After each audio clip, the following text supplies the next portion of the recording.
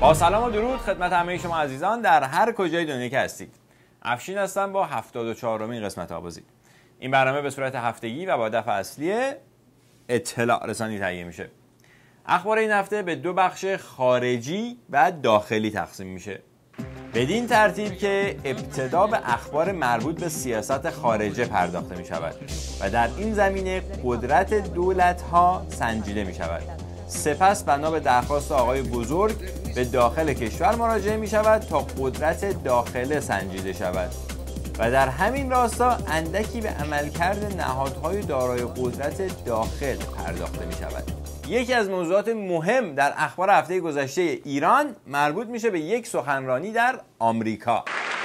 کنگره آمریکا محل نطق سالانه رئیس جمهور آمریکا، سخنرانی که به وضعیت اتحادیه موسوم است. بله، سخنرانی سالیانه رئیس جمهور آمریکا در کنگره آمریکا که طبق معمول بخش‌های از اون مربوط میشد به ایران. رئیس جمهور آمریکا در جمع نمایندگان و سناتورهای کنگره از سیاست خارجی و دیپلماسی هسته‌ایش در قبال ایران دفاع کرد و مدعی شد توافق موقت هسته‌ای با ایران برای آمریکا و متحدانش از جمله اسرائیل امنیت به بار آورده. تا اینجاش بد نبود برای نظام مقدس.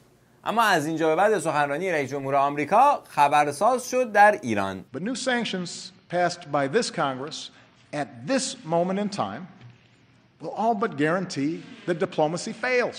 تصویب تحریم‌های جدید به وسیله کنگره در حال حاضر چیزی جز شکست دیپلماسی، انزوای امریکا از متحدان و اطمینان بخشیدن به اینکه ایران مجددا برنامه هسته‌ای خودش رو شروع کنه نیست. به همین جهت من هر لایحه تحریم جدید رو که تهدیدی برای از بین بردن این پیشرفت باشه وتو خواهم کرد. همین سخنان آقای اوباما در آمریکا باعث بل گرفتن برخی از سیاستمداران در ایران شد. جالبه که هیچ کدوم از مقامات آمریکایی به هیچ یک از سخنان مقامات ایرانی واکنشی نشون نمیدن. یکی از سیاستمدارانی که به این گفته‌های آقای اوباما واکنش نشان داد و اتفاقا قبلا دستی هم در سیاست خارجه داشته، یعنی به اذن آقای بزرگ 4 سال مسئول اول همین مذاکرات هسته‌ای بوده و حاصلش هم هیچ نفعی برای مردم ایران نداشته غیر از اضافه شدن تحریم‌ها، همانا آقای علی لاریجانی است. رئیس مجلس شورای اسلامی در همایش سراسری ستادهای دهه فجر انقلاب اسلامی ضمن اشاره به مذاکرات هسته‌ای با صراحت به رئیس جمهور آمریکا هشدار داد در صورتی که مذاکرات به نتیجه نرسه مسئول اون آمریکایی‌ها هستند. توجه کردین؟ رئیس مجلس در همایش ستادهای دهه فجر به آمریکا هشدار داد که اگر این مذاکرات به نتیجه نرسه و ما تو تحریم‌ها موندیم مسئول شمایید. این تحریم‌های شما چون مؤثر نبود شما پای میز مذاکره اومدید. ایران که مذاکره رو ترک نکرده بود. بله، ایران که مذاکره رو ترک نکرده بود.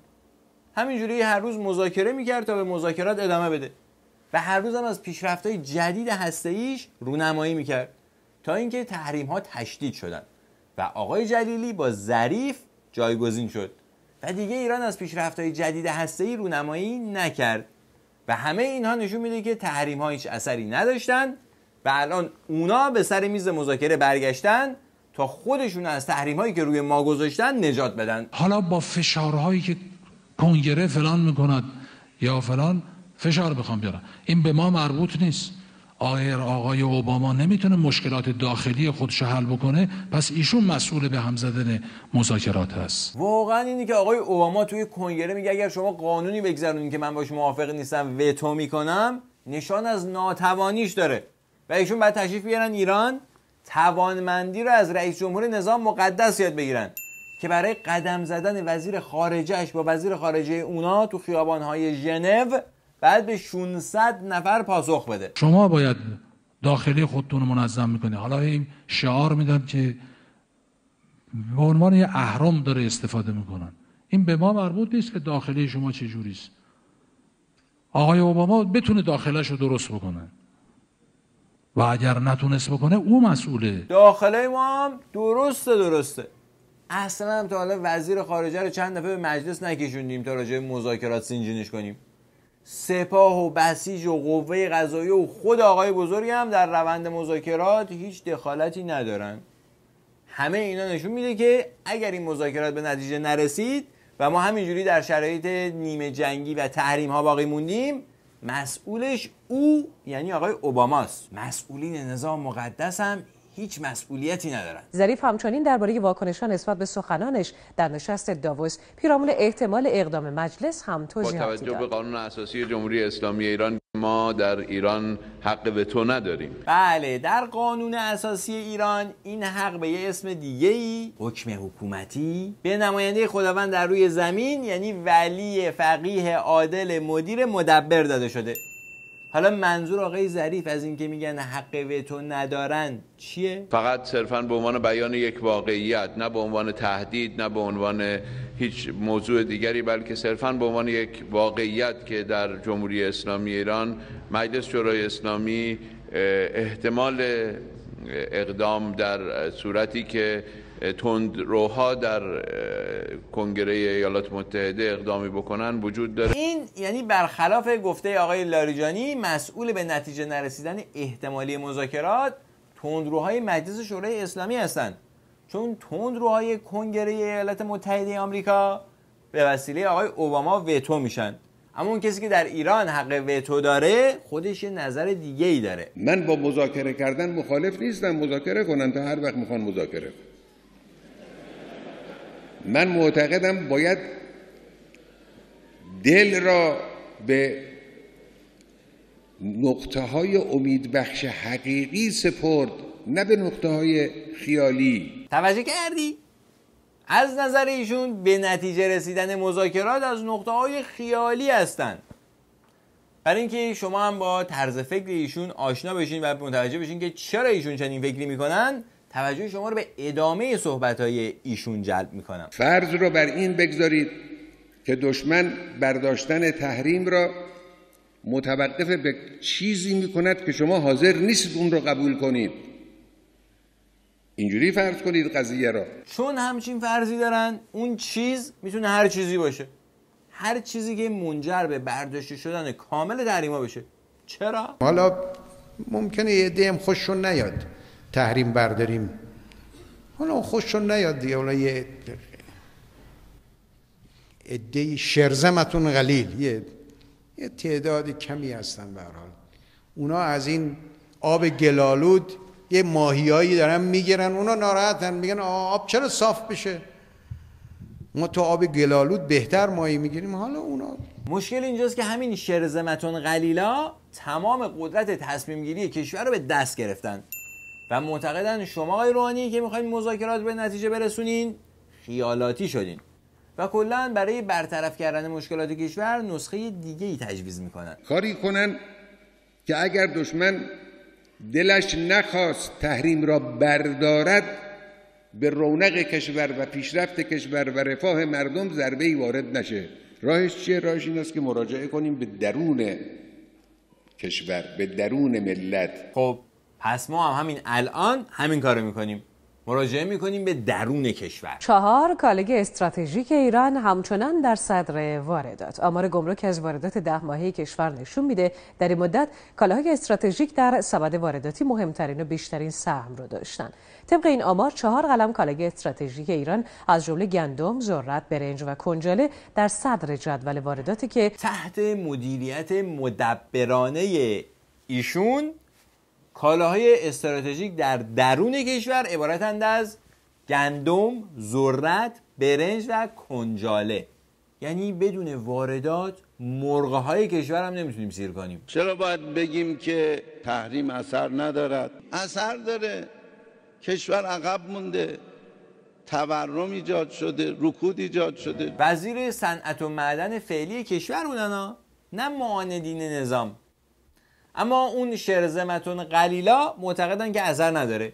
پس دوباره مراجعه میکنیم به درون کشور. مدیر عامل شرکت حفاری شمال امروز با دعوت از خبرنگارا برای اونها اینطور درد و دل کرد که به دلیل بعضی منفعت طلبی‌های شخصی شرکت‌های خارجی در میادین نفتی به شرکت‌های داخلی ترجیح داده میشن.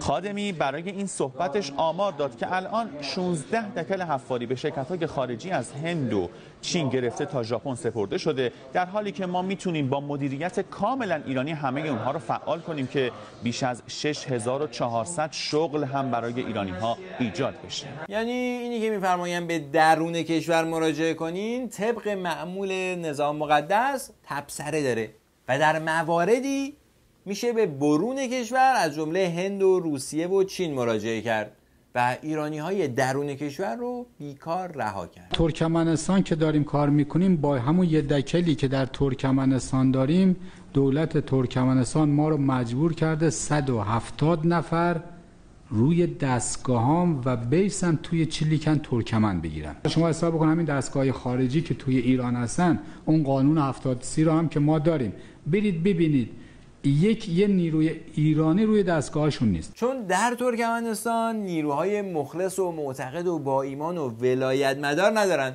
در نتیجه قرارگاه خاتم هم ندارن، وگرنه شما هم مجبور نبودی اونجا از نیروهای ترکمن استفاده کنی. یه معنویاتی به اون برادران معنوی میرسوندی و هیچ اجباری در هیچ چیزی نداشتی. حتی میتونستی پروژه رو نیمه کاره رها کنی. یکی از موهباتی که نظام مقدس برای کشور به ارمغان آورده همین قرارگاه خاتمه که در تمامی پروژه های عمرانی کشور که بودجه دولتی دارن یا شریکه یا کلا صاحب پروژه است. با تصمیم امروز کمیسیون تلفیق مجلس، شرکت‌های تابعه آستان‌های مقدس و قرارگاه سازندگی خاتم الانبیا موظف شدند از سال 94 با ارائه اظهارنامه مالیاتی بر اساس حساب سود و زیانشون مالیات بدن. یعنی در تمام این 25 سالی که از تأسیس این قرارگاه میگذره 1 ریال مالیات به خزانه کشور پرداخت نکرده، ولی در عوض تمامی کارمندان و حقوق بگیران حتی بازنشستگان مالیات پرداخت کردند. چرا؟ دفاع از مرزهای کشور در مقابل هجوم دشمن خارجی وظیفه دوم ماه که در واقع این حفظ تمامیت ارضی وظیفه اصلی برادر ارتش هست. این ما باید کمک برادر ارتش بکنیم، در واقع به عنوان وظیفه دوم. وظیفه اصلی سپاه و اولیه سپاه دفاع از انقلاب اسلامی و دستاوردهای اون. و در همین راستا هر گونه دستاندازی به حقوق ملت مثل پرداخت نکردن مالیات در طول 25 سال گذشته توجیه میشه، چون انقلاب اسلامی و دستاوردهای آن از خود مردم ایران که انقلاب کردن مهمترن. رحمت خدا پیغمبر از قول پیغمبر نقل شده است، رحمت خدا بر اون کسی کاری رو که انجام میدهد محکم انجام بده. و اما یه شرکت های دیگه‌ای که تا الان مالیات پرداخت نمی‌کردن و قرار شد از الان به بعد پرداخت کنن، شرکت های تابعه آستانهای مقدس بودند. با تصمیم امروز کمیسیون تلفیق مجلس، شرکت های تابعه آستانهای مقدس موظف شدند از سال 94 با ارائه اظهارنامه مالیاتی بر اساس حساب سود و زیانشون مالیات بدن. آستانهای مقدس در حقیقت امامزاده‌ها و کلاً مکانهای مقدسی هستند که به خاطر مقدس بودنشون درآمد دارن. بدین ترتیب که مردمی که به مقدسات معتقدن بنا به دلایلی که الان موضوع بحث این برنامه نیست به این مکانها کمک مالی میکنن، یعنی یا مستقیم پول میریزن تو زریش یا اینکه ملکی ساختمانی چیزی وقفش میکنن تا اونها با همین پولها یا عوایدی که از این ساختمانها و املاک عاید اون مؤسسات میشه به مردم مستحق و بی‌بضاعت کمک کنن. حالا با هم به مواردی در همین زمینه میپردازیم. ملکتون پلومه که چرا؟ بازدید استاندار تهران از کارگاه پلم شده ساخت بیمارستان 64 تخت خوابی قرچک. پروژه‌ای که 30 ماه است شروع شده اما به سختی 12% پیشرفت فیزیکی دارد. علت اینکه بیمارستان 64 تخت خوابی در دست ساخت قرچک تعطیل و پلم شده چیه؟ مشکلش در خصوص اوقاف هستش. باید می‌رفتیم عوارض به اصطلاح پذیر درمانی رو به موقوف ملاکنی پرداخت می‌کردیم که اشکال اینجا هستش، اشکال خاصی نیست. ساخت یک بیمارستان در یکی از فقیرنشین‌ترین شهرک‌های اطراف پایتخت 30 ماهه که به تأخیر افتاده، برای اینکه یکی از همون مؤسسات مقدس پول میخواد. یعنی از نظر اون آستان مقدس بیمارستان خیلی هم عام المنفعه نیست. یه مثال دیگه، آزادراه قم گرمسار، محدوده استان تهران، امامزاده عبدالله ورامی. بعد از گذشت 22 سال از تشکیل پرونده قضایی در حوزه قضایی جوادآباد، امروز شاهد اجرای حکم قلع و قمع صادره و تایید شده توسط مراجع ذی‌صلاح قضایی هستیم. بیش از 2 دهه از این خانه‌های قدیمی و مغازه‌هایش به عنوان مسافرخانه‌های کوچک بین راهی یا مغازه استفاده می‌شد. خب حالا چرا این مسافرخانه‌ها و مغازه‌ها در امامزاده عبدالله ورامین که از ظاهرش پیداست افراد بی بضاعت اونجا زندگی می‌کردن بعد خراب می‌شدن؟ حقوق موقوفه رو پرداخت نمی‌کردن، دست درازی کرده بودن به موقوفه. عجب، پس حقوق موقوفه رو پرداخت نمی‌کردن. یعنی اینکه یه عده افراد کم بضاعت در اونجا زندگی می‌کردن و از اونجا یک درآمدی داشتن برای خودشون، برای موقوفه کافی نیست. موقوفه از اون ملک که متعلق به یک فرد خیری بوده در حقیقت یک حقوقی هم برای خودش در نظر گرفته. متراژ اینجا حدود 4 هکتار هست و با توجه به چاه آب و موقعیت مکانی که پیدا کرده ارزشش بالغ بر 20 میلیارد ریال هست. تا 1-2 ماه دیگر این آزادراه به طور رسمی افتتاح می شود و رفت و آمد زیاد. ارزش این زمین ها هم چندین برابر می شود. که میرسه به موقوفه امامزاده عبدالله ورامین. توجه کردین تحت حاکمیت نظام مقدس چطور خیرات آستانهای مقدس به مستحقین میرسه؟ تصرف زمینهای منابع طبیعی و ملی در منطقه موشا به امامزاده هاشم رسید. منابع طبیعی رو از بین بردن. دیگه ملکی نمونده. شبا میاد کار میکنه. شبی تقریبا 3 متر کنده تا به اینجا رسیده. بعد اهالی متوجه شدن اومدن جلوش گرفتن. از برج 8 سال گذشته های استاندار محترم دستور دادن نه جوازی باید در اونجا صادر بشه نه کار عمرانی در اونجا باید صورت بگیره. این مصوبه است و دستوره. خب چرا این دستور استاندار محترم به هیچ چیزی حساب نشده و در درهای موشا همینجوری ساختمان سازی شده؟ این مسیح هم شما نگاه میکنید حریم اشاعر گوسفند از ورامی میاد میره لار. این بخشی از زمین‌هایی است که اداره اوقاف با منابع طبیعی روی آن بحث دارند، اما ساخت ویلای استیجاری از سوی اوقاف به اصل موضوع پیشی گرفت. یعنی اون آستان مقدس خودش اومده یه تیکه از منابع طبیعی رو که متعلق به همه مردمه رو کنده و وقف آستانش کرده و بعدم اونجا شروع کرده به ساخت و ساز که یا اجارهش بده یا بفروشتش. 300 هکتار متعلق به اوقاف. باید 7 خانه بگذاری تا بتونی یه تیره برق اونجا نصبونی. حالا این آقا آورده کل این شهرک رو هم آسفالت کرده هم تیره برق نصب کرده. سالهای قبل اونجا تیرگذاری شده و بدون اذن دستگاه‌های اداری بوده. کاربری اون منطقه در ارتفاعات کاربری زراعیه، حتی گون‌هایی الان شاهد اون ماجرا است که جزء زمین‌هایی که خارج از اوقاف.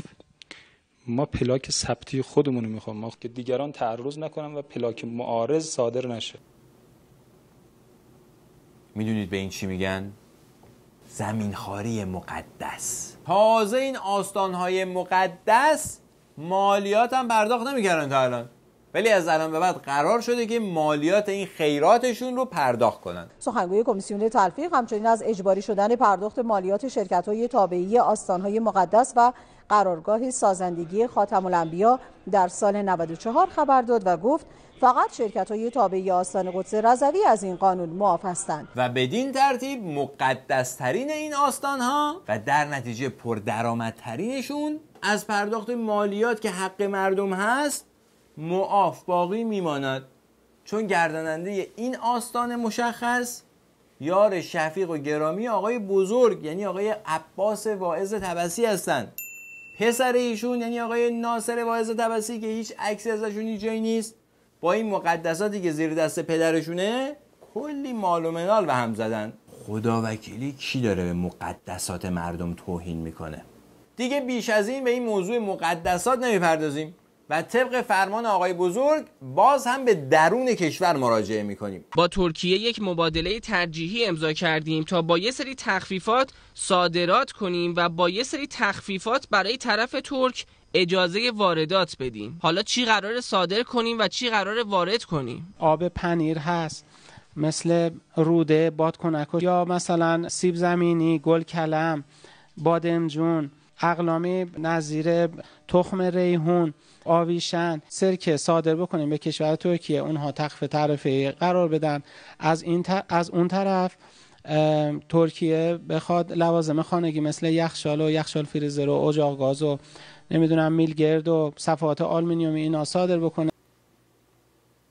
یعنی یه چیزی تو مایه‌های عهدنامه ترکمنچای.